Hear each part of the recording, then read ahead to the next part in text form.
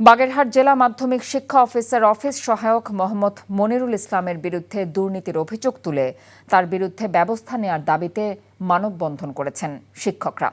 বিভিন্ন স্থান থেকে আসা মাধ্যমিক স্কুলের শিক্ষকরা দুপুরে বাগেরহাট প্রেসক্লাবের সামনে মানববন্ধন করেন।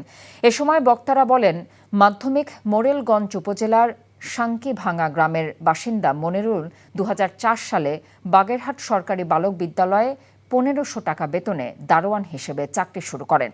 এরপর বদলি হয়ে 2006 সালে জেলা শিক্ষা অফিসে যোগ দেন। অভিযোগ রয়েছে, এই অফিসে দীর্ঘদিন থেকে কর্মকর্তা ও শিক্ষকদের ওপর প্রভাব তৈরি করেছেন মনিরুল।